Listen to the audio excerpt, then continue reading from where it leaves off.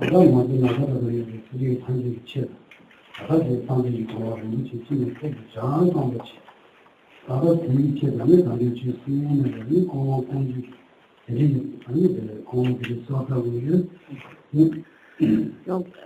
est important de faire apparaître en soi la motivation par laquelle nous nous visons pour le bien de tous les êtres mémères qui s'étendent, qui sont donc en nombre infini, qui s'étendent jusqu'aux confins de l'espace.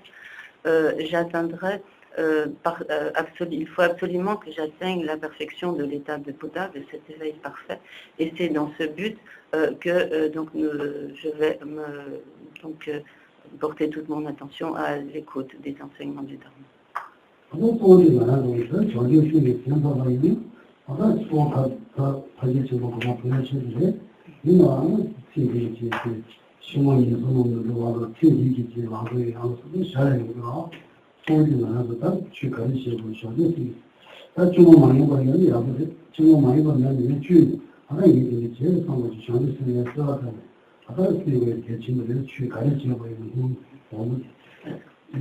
Donc, si l'on écoute l'enseignement du Dharma avec cette motivation de l'esprit d'éveil, et cela vaut également pour toutes les activités dans lesquelles on s'engage sur la base de cette motivation de l'esprit d'éveil, alors tout ce que l'on entreprend sur la base d'une telle motivation constituera effectivement une cause de notre attention du parfait éveil d'un Bouddha et de manière, disons, connexe, cela également nous permettra d'obtenir la libération du cycle des existences et nous permettra également d'atteindre les bienfaits de cette vie présente. Donc, bien sûr, si nous pouvons faire en sorte de développer l'esprit d'éveil de telle sorte qu'il devienne vraiment comme une aspiration tout à fait comme naturelle, spontanée, non artificielle, c'est bien sûr excellent, mais même sans cela, il est important qu'au moins nous nous efforcions de développer artificiellement par nos méditations, par nos réflexions, cette détermination, cette motivation de l'esprit d'éveil.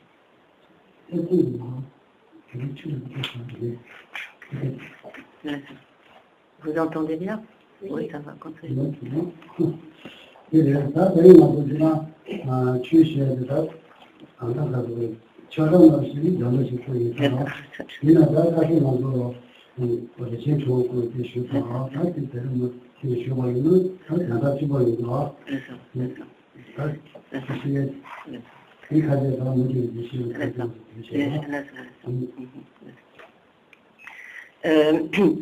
Normalement, dans le programme, ce qui est annoncé pour aujourd'hui, donc c'est un enseignement sur les 4 nobles vérités, mais donc il se trouve que lors du précédent enseignement ici, Geshe-la avait commencé à enseigner donc sur la précieuse guirlande des avis au roi, et finalement, à la requête d'un certain nombre d'entre nous de poursuivre donc l'enseignement sur ce même sujet, Geshe-la donc va poursuivre son enseignement, son commentaire sur ce texte de la précieuse guirlande des avis au roi, ce qui en fait de fait revient à la même signification que celle des 4 nobles vérités.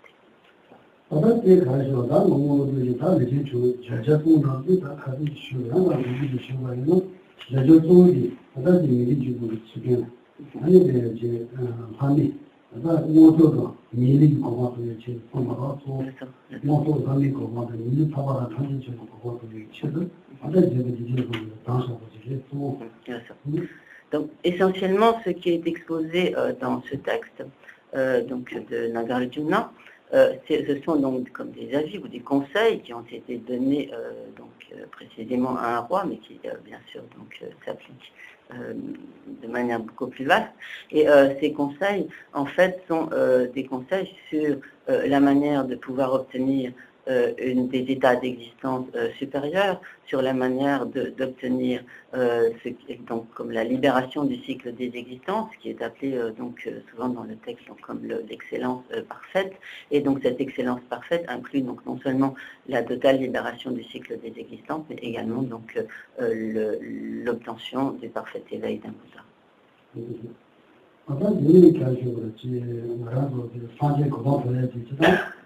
특징이 보여주기 상황이 있어요. 이거는 이거다 이거를 원하는 거는 생각하거든요.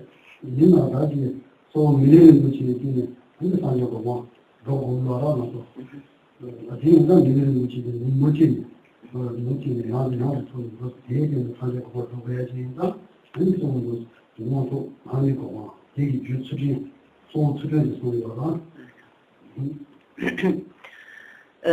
Donc le Bouddha lui-même donc, a énoncé dans ses enseignements que sur la base d'une précieuse existence humaine telle que celle que nous avons obtenue, nous avons le potentiel nécessaire pour pouvoir atteindre l'état de Bouddha.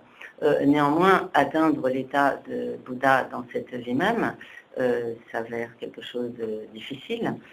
Et par conséquent, ce qu'il est vraiment très important de viser, tout en ayant comme objectif final cette obtention de l'état de Bouddha, c'est de pouvoir à nouveau obtenir une précieuse renaissance humaine, de manière à pouvoir poursuivre notre progression vers cet éveil parfait d'un Bouddha, poursuivre ainsi de précieuse existence humaine en précieuse existence humaine, jusqu'à notre obtention de l'état de Bouddha. Or, ce qui constitue la cause principale de l'obtention d'une précieuse existence humaine, c'est donc l'observance d'une juste éthique.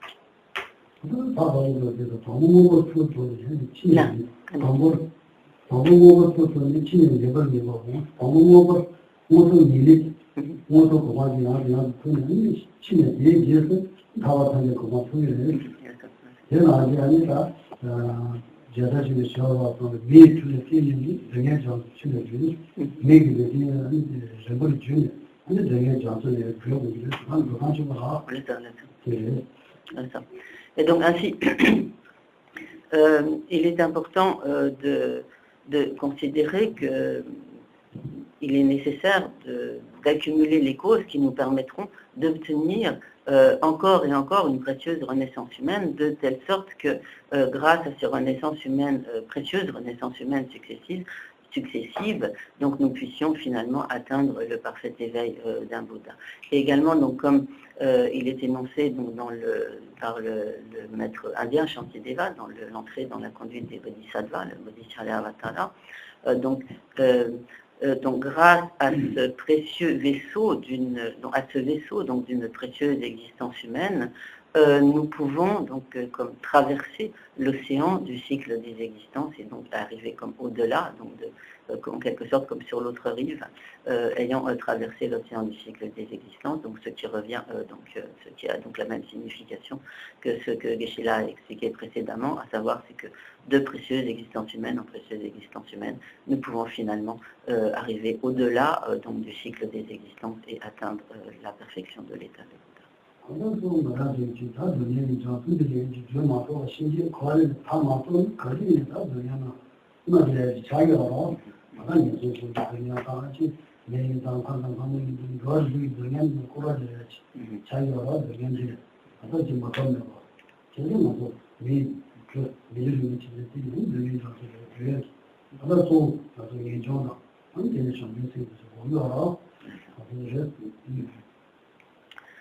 Donc, tant que nous ne nous serons pas libérés de cet océan de souffrance du cycle des existences, alors inévitablement, nous nous trouverons en proie à toutes les formes de souffrance du cycle des existences, à toutes les souffrances des états d'existence inférieurs, mais également donc à toutes les souffrances des états d'existence supérieurs, les souffrances des êtres humains, des asuras, des devas, et donc des demi-dieux et des dieux. Et donc finalement, ce n'est que si nous atteignons la libération du cycle des existences que nous pourrons définitivement être à l'abri, être libérés de toutes ces souffrances du cycle des existences. Et donc, comprenant ce que sont toutes ces souffrances du cycle des existences, il est essentiel de développer en nous donc, le renoncement, l'aspiration à obtenir la libération du cycle des existences et également donc, de développer l'esprit d'éveil par lequel donc, on est déterminé à obtenir la perfection de l'état de Bouddha.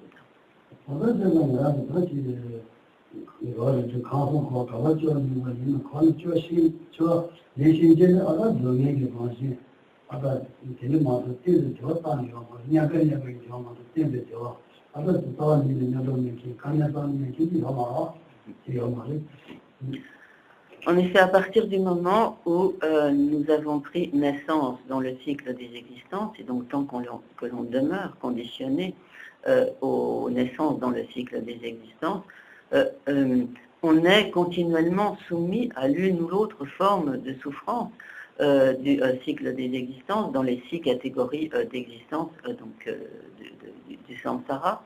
Et donc, à aucun moment, nous ne pouvons faire l'expérience d'un véritable bonheur durable qui ne s'altère pas, qui ne régresse pas, et nous sommes continuellement confrontés à toutes sortes de difficultés, de problèmes et de souffrances.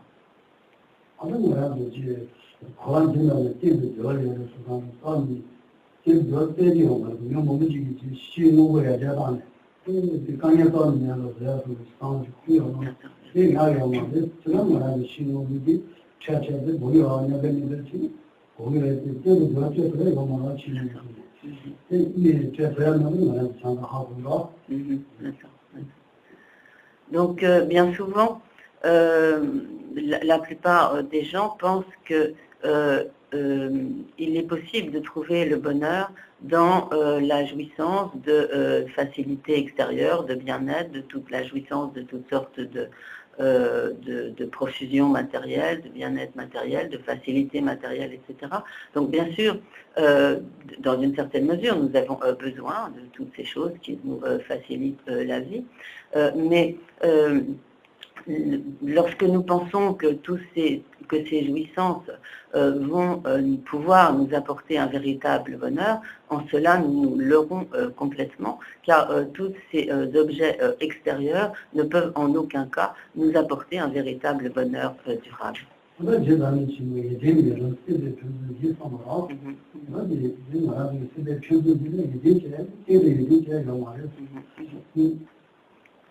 Donc, comme le dit Jetongkapa, dans le Lamrim Nindu, donc toutes ces jouissances ou toutes ces profusions du cycle des existences ne sont pas dignes de confiance.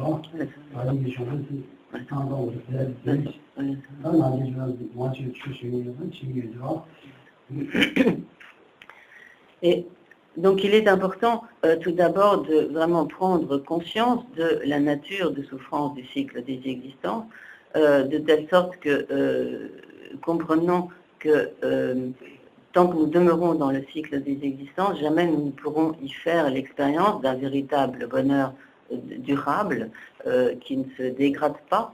Donc cela nous amènera à nous dire, donc il faut absolument que j'atteigne la libération du cycle des existences, et donc lorsque nous aurons compris en fait que aucune de ces jouissances du cycle des existences n'est véritablement digne de notre confiance, en quelque sorte nous développerons donc ce qui est appelé le renoncement, en nous désintéressant totalement en quelque sorte de toutes les profusions, les bien-être du cycle des existences, en voyant qu'ils ne sont pas vraiment de la nature d'un véritable, en voyant qu'ils ne sont pas de la nature d'un véritable bonheur. Donc de cette manière, nous développerons donc le renoncement et l'aspiration donc à obtenir la totale libération, le bonheur de la libération du cycle des existences. Mais cela nous amènera donc également à comprendre que, donc comme cela est dit également dans le Lamrim Nindu, donc dans cette prière donc, du Lamrim, que de la même manière que moi-même j'ai sombré dans l'océan des souffrances du cycle des existences, il en va de même pour tous les autres êtres qui ont été mes mères tout au long du cycle des existences, avec lesquels nous avons des relations donc, très étroites de multiples manières. Et donc, cela nous amènera tout d'abord donc à voir que tous les autres êtres se trouvent en fait exactement dans la même situation que nous-mêmes, aux prises avec toutes les souffrances du cycle des existences, qu'ils sont continuellement en but à la souffrance, qu'ils ne veulent pas, qu'ils n'ont pas de véritable bonheur, le bonheur auquel ils aspirent, donc ils ne l'obtiennent pas. Ils sont ainsi exactement dans la même situation que nous. Donc sur la base tout d'abord du renoncement à l'égard de nos propres souffrances, de notre propre situation totalement insatisfaisante, nous pouvons ainsi développer la grande compassion qui se tourne vers toutes les souffrances de tous les autres êtres. Et à partir donc de cette grande compassion, nous développons donc ce qui est appelé littéralement la pensée supérieure, donc comme notre engagement personnel à agir, notre responsabilité personnelle à agir nous-mêmes pour accomplir le bien de tous les êtres. Et cela finalement va nous amener à développer l'esprit d'éveil, donc cette détermination à obtenir nous-mêmes la perfection de l'état de Bouddha,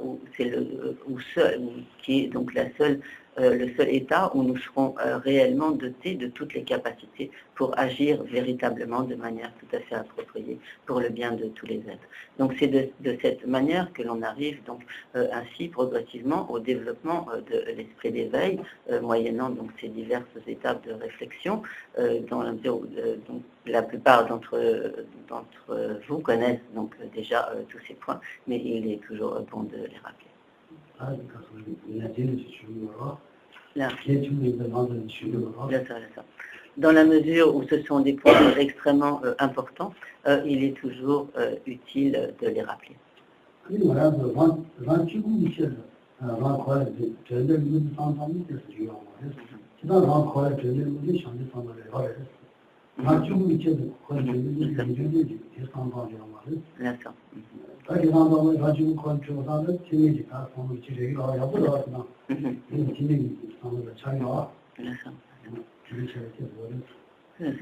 Donc, en fait, cultiver la pensée, ou même développer donc la pensée par laquelle on aspire comme soi seul à obtenir la libération du cycle des existences et obtenir donc ce bonheur de la libération du cycle des existences pour soi seul. Donc bien sûr cela est bien, mais en réalité cela n'est pas vraiment satisfaisant, cela ne suffit pas du tout. C'est en fait la motivation qu'entretiennent, qu'ont développé ceux qui s'engagent sur la voie du petit véhicule. Mais pour s'engager sur la voie des bodhisattvas, donc bien sûr, il faut développer cette motivation d'atteindre la libération du cycle des existences, donc de se libérer de la souffrance du cycle des existences. Mais une des différences fondamentales, c'est qu'à ce moment-là, cette pensée d'obtenir la libération, on ne recherche pas cette libération pour soi seul, donc on recherche la libération, mais on ne la recherche pas pour soi tout seul.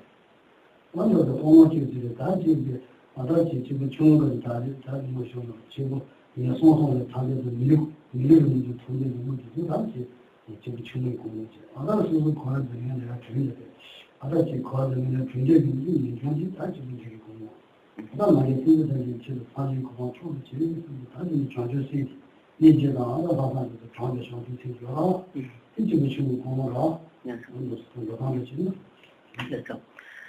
Donc lorsqu'on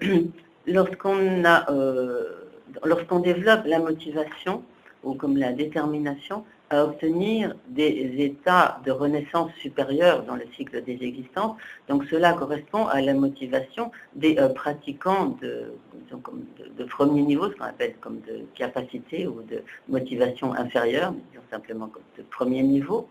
Et lorsque l'on développe la motivation ou la détermination à obtenir la libération définitive du cycle des existences et atteindre donc le bonheur de la libération, cela constitue la motivation des pratiquants de niveau ou de motivation de capacité intermédiaire. Et donc lorsque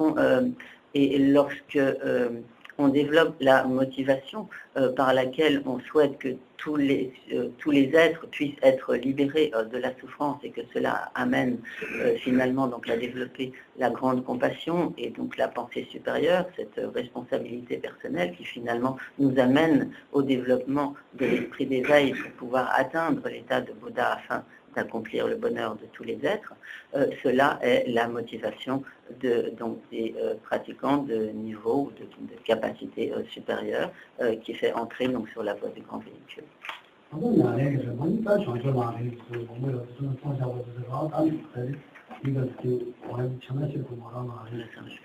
Donc, tous ces points concernant donc le développement et des motivations et les pratiques des 3 niveaux des pratiquants, cela est très largement détaillé dans les enseignements de l'Amrim, donc de la voie progressive. Donc, bien sûr, à présent, nous ne pouvons pas entrer dans toutes ces explications.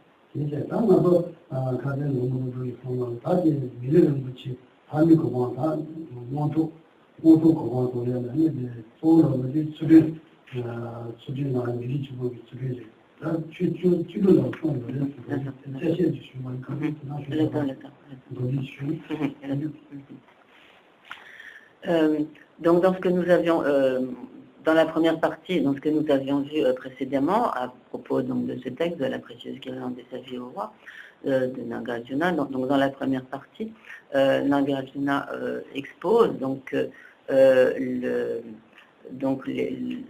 les causes qui permettent l'obtention d'une précieuse renaissance humaine, c'est donc essentiellement l'observance de l'éthique et donc de manière générale, les principaux points de l'éthique sont concentrés dans l'observance des 10 actions vertueuses qui consistent donc à rejeter les 10 actions non vertueuses, mais ici dans ce texte plus précisément, Nagarjuna énonce 16 actions vertueuses qui consistent donc à rejeter 16 actions non vertueuses. Là. Donc pour ce qui est des 10 actions, donc des actions vertueuses, des 10 actions vertueuses qui consistent à rejeter les 10 actions non vertueuses, ce sont les actions qui consistent à rejeter, donc disons l'éthique qui consiste à être déterminé à s'abstenir de tuer, de voler, de s'adonner à des inconduites sexuelles, de mentir, de dire des paroles qui sèment ou entretiennent la discorde, de dire des paroles blessantes, de se laisser aller à toutes sortes de discussions oisives, donc ceci pour les 3 premières étant les actions négatives du corps, les 4 suivantes les actions négatives de la parole. Il y a également donc 3 actions négatives de l'esprit dont l'éthique consiste à s'abstenir, qui sont donc s'abstenir de la convoitise, s'abstenir de malveillance ou de méchanceté et s'abstenir de vues fausses.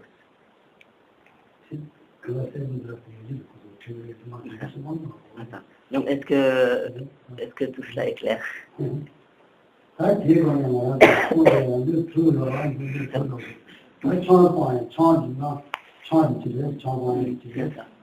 Et donc, les six autres dont il est question ici, parmi les 6 autres dont il est question ici, la première consiste à s'abstenir d'alcool.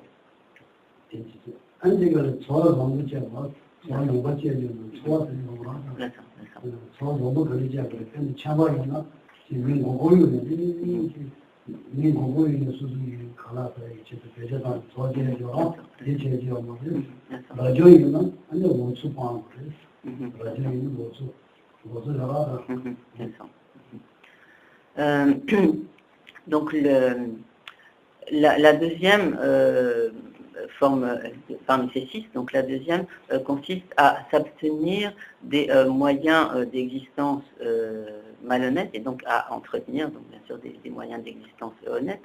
Par exemple, lorsque l'on est laïque, cela consisterait par exemple à escroquer les gens, à les tromper pour obtenir donc des autres quelque avantage, quelque chose, etc. Et donc ainsi à se comporter de manière malhonnête en trompant les autres.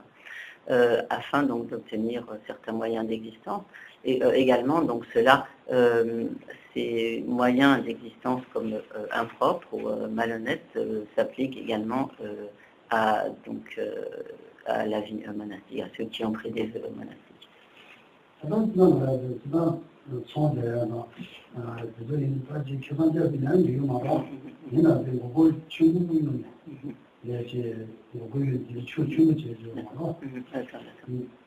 Donc, bien sûr, par exemple, si l'on est laïque, il se peut que l'on soit commerçant, mais et bien sûr, si l'on est commerçant, il faut bien que l'on fasse un certain profit pour vivre.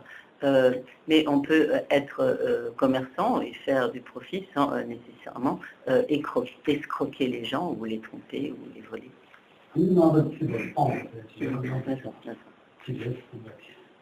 La troisième, donc parmi ces six, donc la troisième vertu comme d'abstention consiste donc à s'abstenir de nuisances, de tout ce qui peut faire du mal, faire du tort à autrui.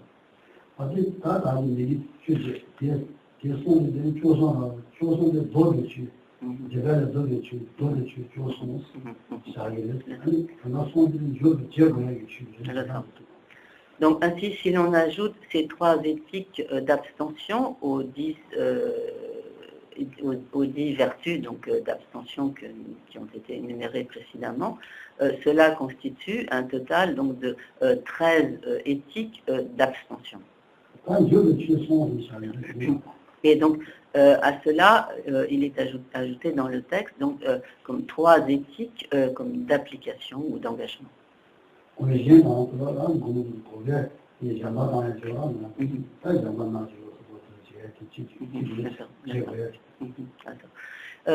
Et donc parmi la première donc, de ces trois éthiques consiste à donc littéralement il est dit comme donner donc avoir de la générosité comme pratiquer la charité, la générosité, de manière respectueuse, avoir du respect à l'égard des personnes à qui l'on donne.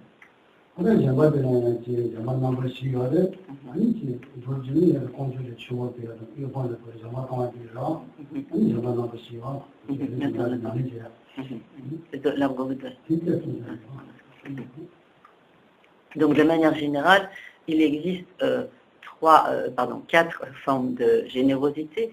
Donc la générosité du don matériel, la générosité de la protection, la générosité du dharma qui consiste donc à donner le dharma et la générosité du don d'amour. Mais en fait, ces diverses formes de générosité peuvent également être condensées donc, dans la générosité ou comme le don, les offrandes pratiquées à l'égard des 3 joyaux ou les dons ou la générosité à l'égard de tous les êtres autres que les 3 joyaux.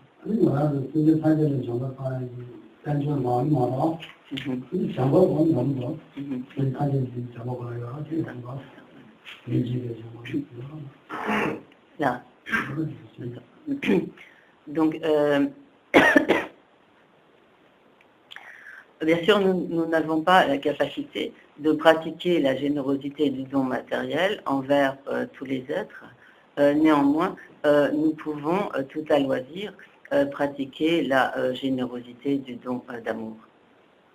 Donc,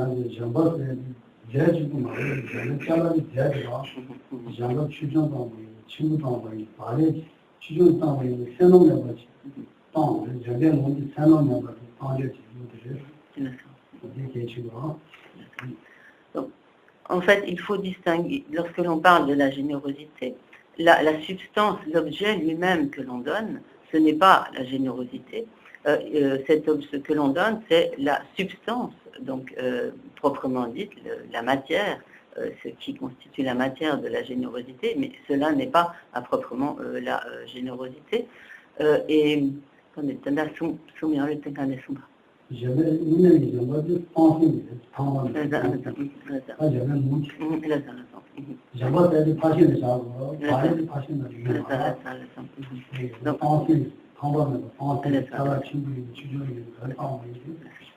Donc, bien sûr, il peut y avoir divers degrés dans la valeur des objets que l'on donne, que ce soit quelque chose de très précieux ou simplement un morceau de pain que l'on donne à quelqu'un qui est dans le dénuement.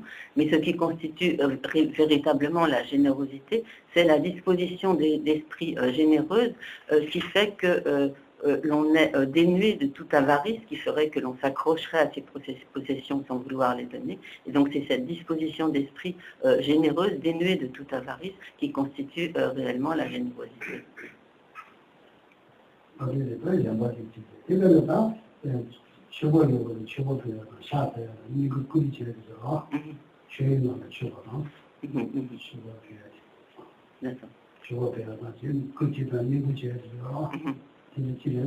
그래서 집에 궁금해.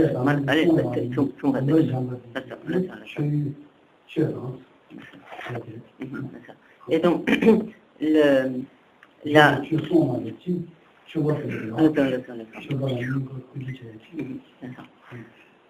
et donc la troisième forme d'éthique d'application donc consiste à donc faire faire des offrandes aux trois joyaux. C'est tu vas faire.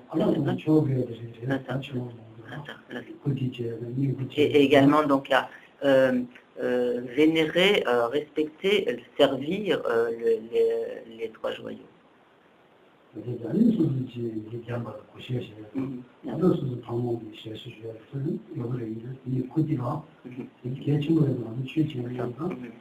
Donc cela implique donc servir, être au service en quelque sorte des trois joyaux, mais également donc être au service des autres êtres, comme par exemple donc venir en aide aux personnes âgées, aux personnes donc, qui ont des difficultés, et également respecter et aider ses parents, etc.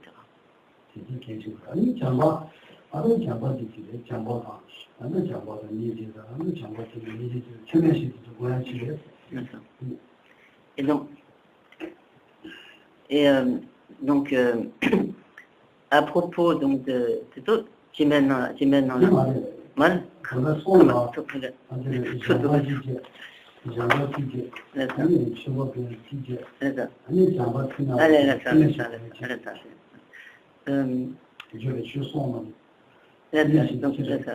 Excusez-moi, donc j'ai un peu mélangé. Donc, parmi les trois éthiques d'application, il y a donc l'éthique de la générosité et le fait donc de faire des offrandes et de vénérer et de servir. Et la troisième qui est donc de en quelque sorte, Sumbate, je t'en tiens bas. Et la troisième consiste principalement à méditer ou à développer donc les quatre pensées illimitées, les quatre infinis, de l'amour infini, de la joie infinie, de la compassion infinie et de l'équanimité infinie.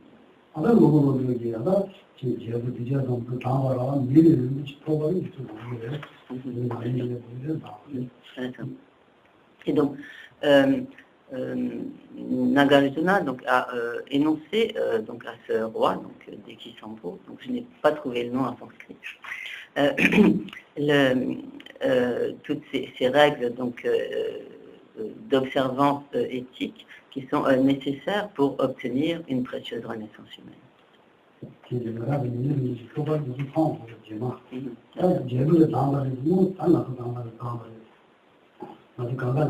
D'accord.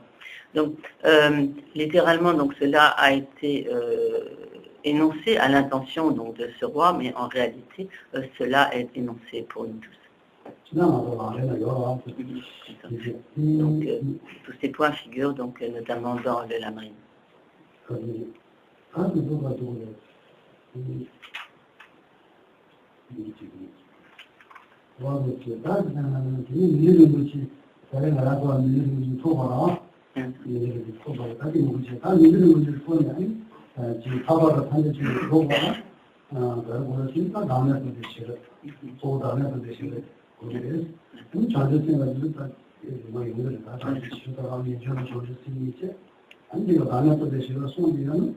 아버지 나와서 가지고 뭐 야로 소소가 다음에 돈이 보시 대충으로 다 대충 보내 보내요.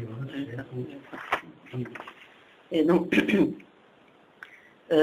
ainsi, pour pouvoir obtenir donc les états d'existence supérieure, il est nécessaire de s'appliquer à ces diverses formes dictiques.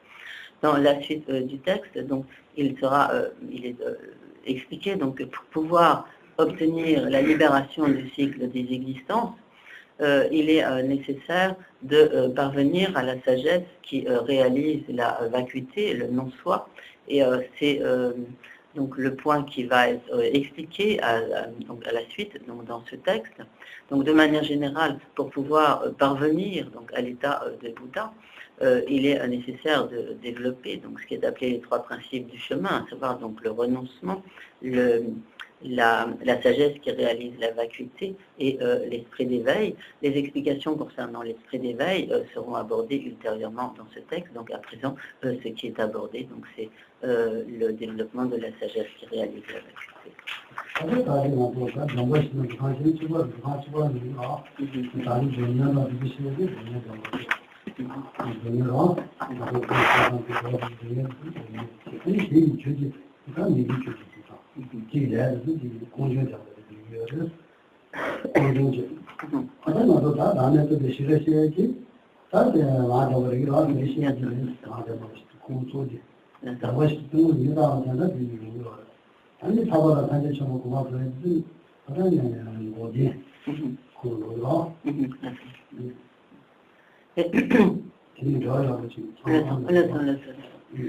Donc il est bien de voir de quelle manière donc cet enseignement est totalement relié, donc ce texte donc, de Nagarjuna est entièrement relié aux quatre nobles vérités.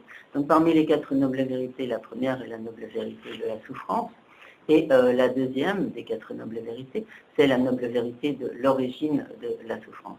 Or cette origine de la souffrance est constituée par toutes les, donc notamment par toutes les actions négatives qui ont pour conséquence, donc pour résultat, la vérité de la souffrance, et donc toutes ces actions négatives qui ont elles-mêmes donc à leur origine tous les facteurs perturbateurs de l'esprit.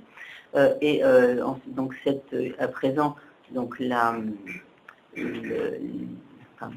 tout ce que nous allons aborder à présent concernant la sagesse qui réalise la vacuité, cela entre en fait dans le cadre de la quatrième des quatre nobles vérités, à savoir la noble vérité du chemin, cette noble vérité du chemin qui est donc ce qui permet d'obtenir donc la vérité de la cessation, donc la troisième des quatre nobles vérités, cette cessation étant donc d'une part la libération définitive du cycle des existences et également donc comme l'ultime cessation qui est la réalisation de l'état de Bouddha.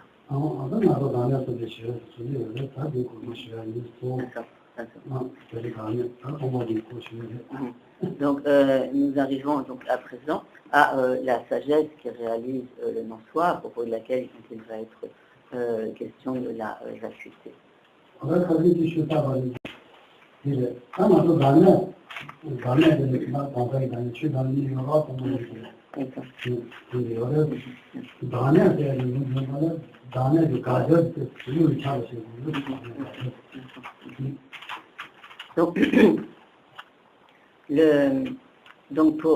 Il est donc important de parvenir donc, à cette sagesse qui réalise la vacuité. Donc de manière générale,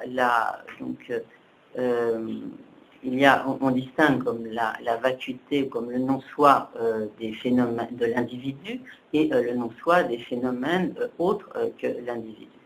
Mais avant de pouvoir parvenir à la compréhension, à la réalisation de ce non-soi, il est important d'identifier ce qui est appelé comme l'objet à réfuter, c'est-à-dire quand des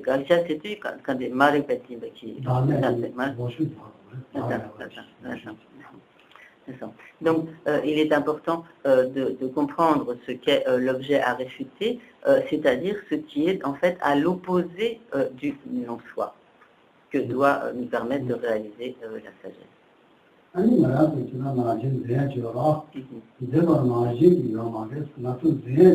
지린 대기월에 가자들이 내 가족 팀에 영화를 뒤에 도시를 또 그러다가 가자들이 있어서 그러나도 대기월은 제가 뭐든 돈 넘어가면 가자들이 잡으려면 돼야지.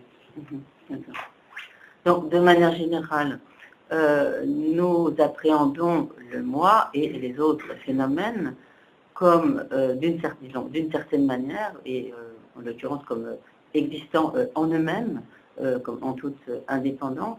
Mais en fait, les phénomènes, et le moi et les phénomènes n'existent pas tels que nous les appréhendons. Et cette manière erronée dont nous appréhendons le moi et les phénomènes est en fait donc cet objet à réfuter, donc, et la sagesse qui réalise donc le non-soi va nous permettre de réaliser que cet objet à réfuter, en l'occurrence donc cette manière dont nous appréhendons habituellement le moi et les autres phénomènes, qu'en réalité cela n'existe pas. Mais pour comprendre que cela n'existe pas, il est tout d'abord nécessaire de bien comprendre de quelle manière nous saisissons, nous appréhendons ce moi et tous ces autres phénomènes.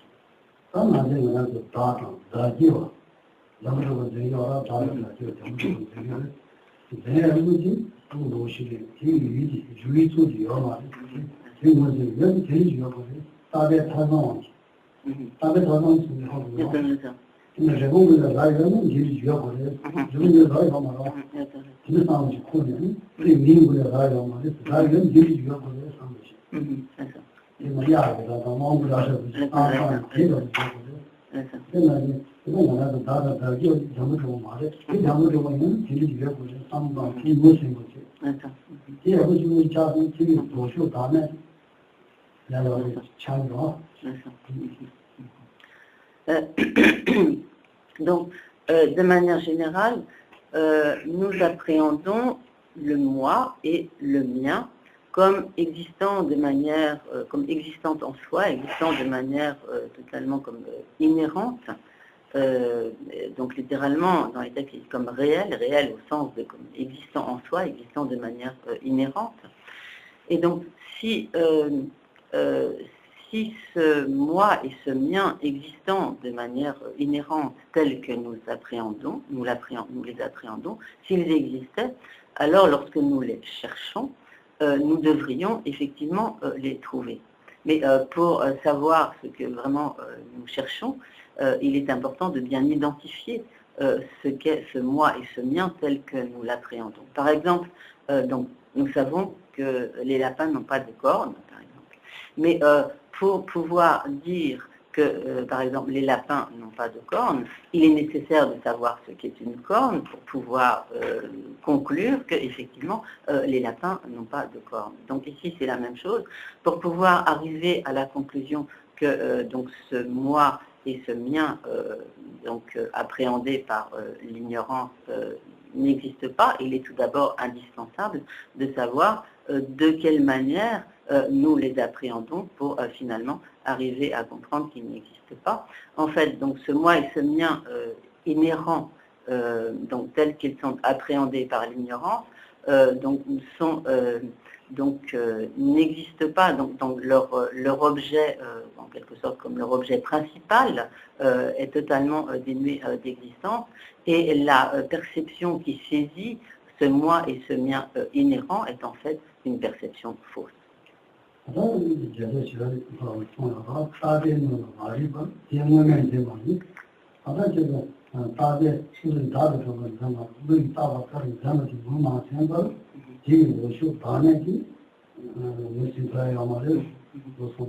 Je vois la question, voilà.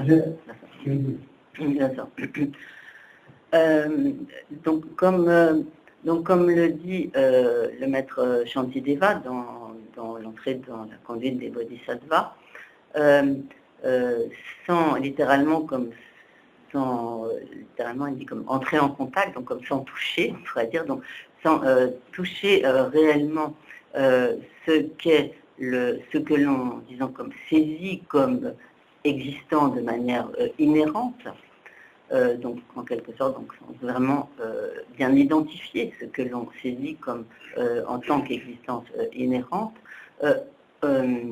on ne peut pas parvenir à la saisie de son inexistence, à la saisie du fait que, disons, il n'existe pas de manière inhérente, parce que cette existence inhérente n'existe pas.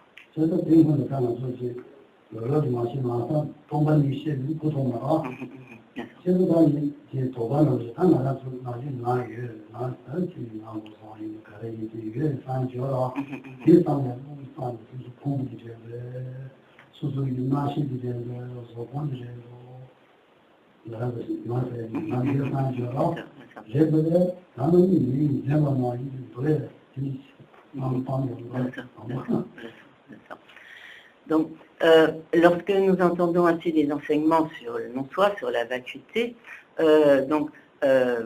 c'est très important, certes, mais nous ne devons pas nous illusionner et croire que grâce à cela, nous allons comme instantanément parvenir à la réalisation de la vacuité. Cela n'est pas possible, mais il est important dans un premier temps de vraiment nous demander, en fait, qu'est-ce que j'appréhende comme étant le moi?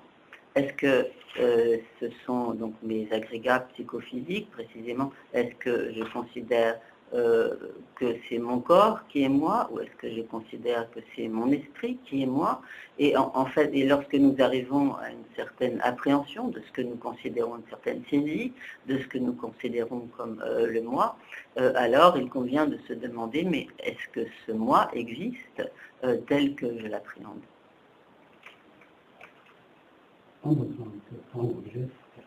Donc, nous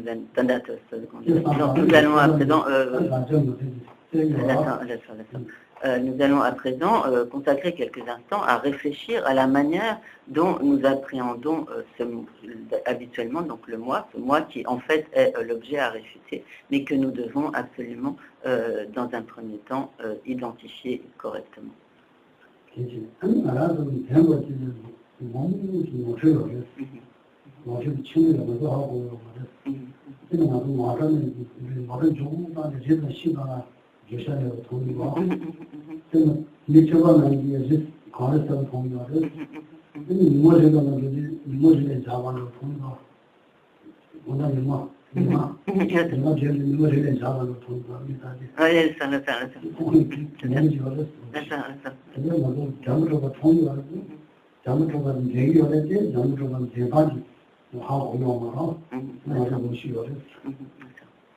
Donc en fait, ce que nous saisissons, c'est l'existence inhérente, mais en fait, cette saisie de l'existence inhérente est une perception totalement fausse. Nous sommes ainsi comme abusés par cette perception de l'inhérence. Par exemple, nombre de nos perceptions peuvent être aussi abusées. Par exemple, si nous roulons très très vite sur une route, nous avons parfois l'impression que de voir le paysage défiler sous nos yeux. Bien sûr, en fait, ce n'est pas le paysage qui défile, mais c'est l'appréhension que nous en la saisie que nous en avons. Où il est possible que parfois, lorsque l'on est affecté par certaines maladies du foie ou de la vésicule biliaire, alors cela altère la perception visuelle qui fait que ce qui est blanc, on le voit jaune. Ou alors également lorsque nous voyons par exemple le soleil se coucher, nous avons l'impression qu'en fait le soleil tombe en quelque sorte derrière la montagne, etc. Et donc tout cela, ce sont des perceptions fausses, nos perceptions sont ainsi abusées.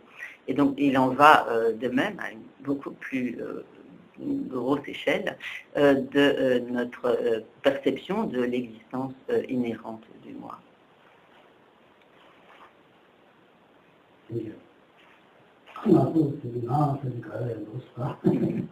Donc demandons-nous, mais qu'est-ce que c'est ce moi?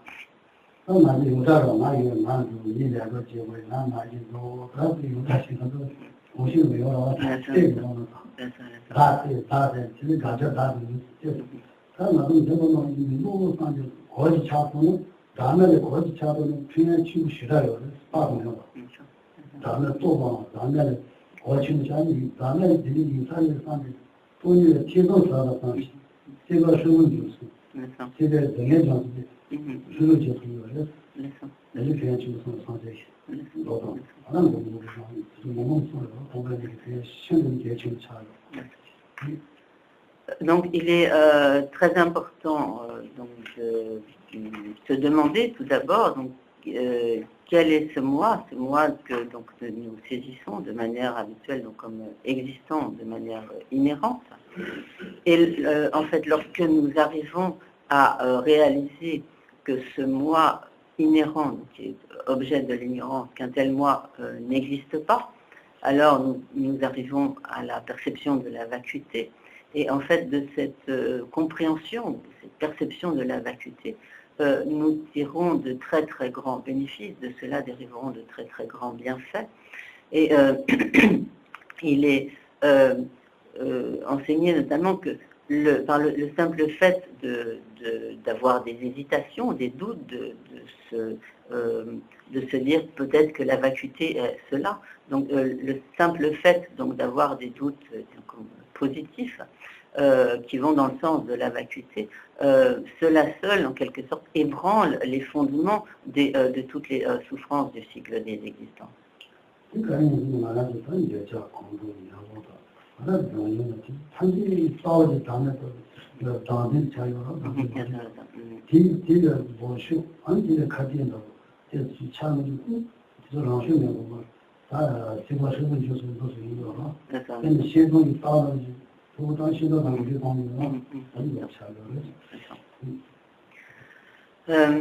Donc, en effet, lorsque nous arrivons à donc cette compréhension du non-soi, de la vacuité, alors nous allons en quelque sorte porter atteinte aux facteurs perturbateurs de l'esprit. Donc de manière générale, nous sommes sous l'emprise de toutes sortes de facteurs perturbateurs de l'esprit, en particulier du désir-attachement, de l'aversion, la haine, la colère, de l'ignorance, etc.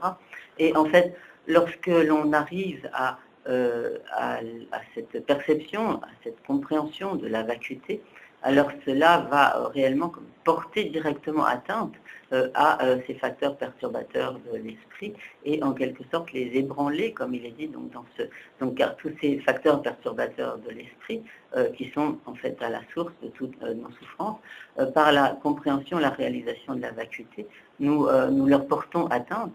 Donc c'est de la même manière que, comme il est dit donc, dans cette citation, on ébranle comme les racines ou toutes des souffrances du cycle des existences, de la même manière que si l'on secoue les racines d'un arbre, alors il devient beaucoup moins stable, et il est ainsi comme fragilisé, et il en va de même donc, par cette compréhension de la vacuité, qui ébranle ainsi donc, les fondements des souffrances du cycle des existences.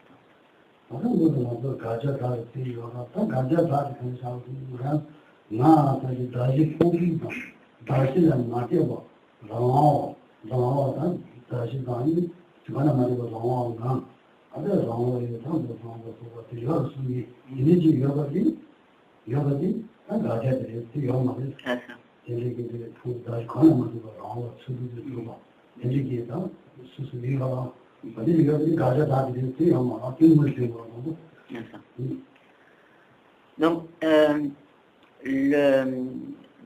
ce moi qui est donc ce moi inhérent, nous le saisissons ainsi de manière générale comme n'étant pas du tout dépendant des agrégats psychophysiques, n'étant pas du tout dépendant du corps et de l'esprit, comme s'établissant de lui-même, comme de manière totalement indépendante, comme en quelque sorte comme en toute liberté. Et donc un tel moi, un tel je, existant ainsi en toute indépendance, s'établissant de lui-même, de son propre côté, indépendamment des agrégats psychophysiques, donc un tel moi n'existe pas.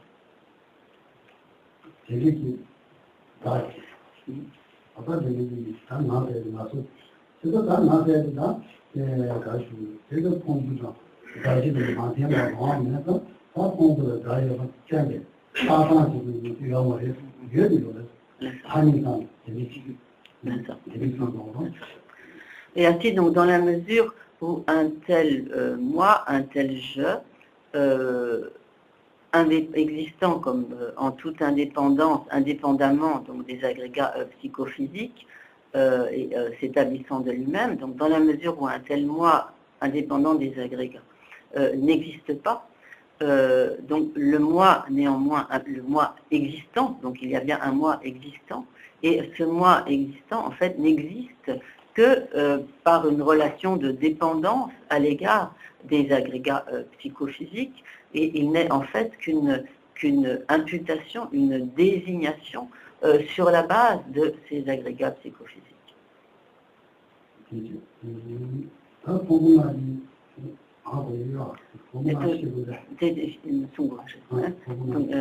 Donc Geshe-la demande est-ce que les 5 agrégats c'est clair pour vous, donc j'ai demandé à Geshe-la